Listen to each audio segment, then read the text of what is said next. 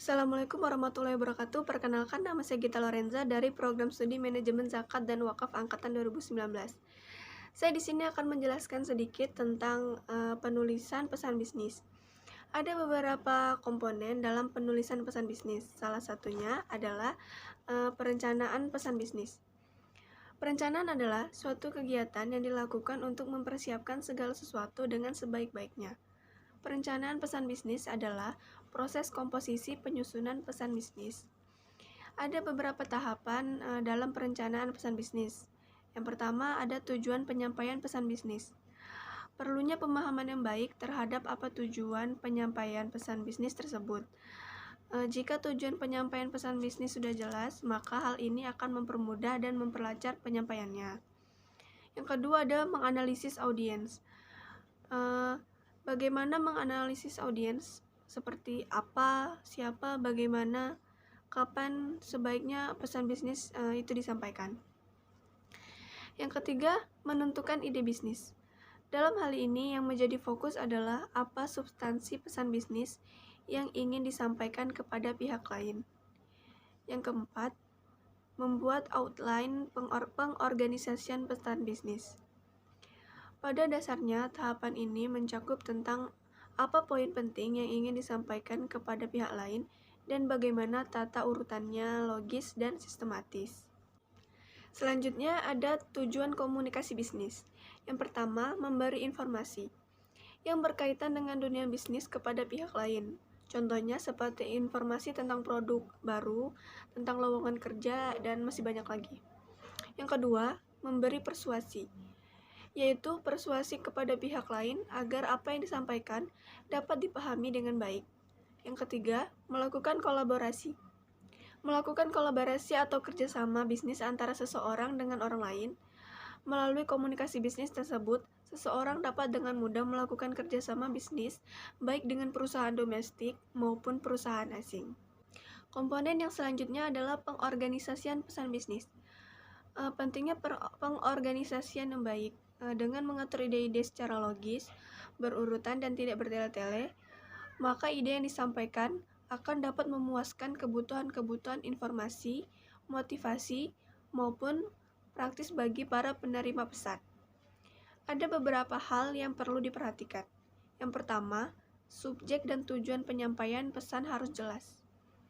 Seseorang pengirim pesan bisnis harus dapat menentukan pesan bisnis yang apa yang akan disampaikan kepada pihak lain.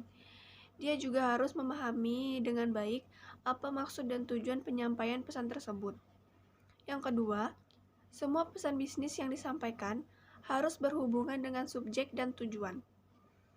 Penyampaian pesan bisnis yang tidak fokus pada subjek dan tujuannya dapat membuat pesan yang disampaikan menjadi bias dan kabur, sehingga menjadi tidak optimal. Yang ketiga, ide harus dapat dikelompokkan dan disajikan dengan cara yang logis, sehingga dapat membantu dalam mempercepat penyampaian tujuan bisnis yang telah ditetapkan sebelumnya. Yang keempat, pesan bisnis yang penting harus sudah tercakup di dalamnya. Manfaat pengorganisasian yang baik. Ada beberapa poin di sini. Yang pertama, membantu penerima pesan memahami pesan. Dengan mengemukakan poin-poin penting secara jelas, menyusun ide-ide secara logis dan selaras, serta memasukkan informasi yang relevan dalam pesan, maka penerima pesan dengan mudah dapat memahami maksud dan tujuan penyampaian pesan bisnis dengan baik. Yang kedua, membantu penerima pesan menerima pesan. Pengorganisasian bisnis yang baik selalu membantu penerima pesan dalam memahami maksud dan tujuan penyampaian pesan bisnis. Juga membantu penerima pesan untuk dapat menerima isi pesan tersebut. Yang ketiga, menghemat waktu. Dengan hanya menyampaikan informasi yang relevan, waktu pembaca ini menjadi lebih hemat. Di samping itu, penerima pesan dapat dengan mudah mengikuti alur pemikiran pesan bisnis yang disampaikan tanpa harus menguras otak. Yang keempat, mempermudah pekerjaan komunikator.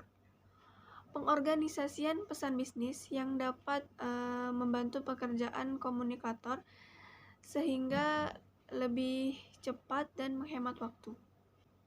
Komponen selanjutnya, revisi pesan bisnis. Revisi sangat diperlukan agar pesan yang telah direncanakan dan dibuat dapat ditinjau ulang untuk menghindari kemungkinan terjadinya kesalahan yang fatal, sehingga sesuai dengan yang dikehendaki. Ada beberapa poin. Yang pertama, keterampilan merevisi. Pada dasarnya, kegiatan merevisi pesan bisnis merupakan salah satu cara untuk menghindari atau mencegah terjadinya kesalahan atau kekeliruan, baik kesalahan tulis, tanda baca, hingga kesalahan fatal pada saat penyampaian pesan bisnis kepada pihak lain. Oleh karena itu, kegiatan merevisi pesan perlu memperoleh perhatian secara seksama dan tidak boleh dianggap remeh atau enteng. Ada beberapa poin yang harus diperhatikan. Yang pertama, mengedit isi dan pengorganisasiannya.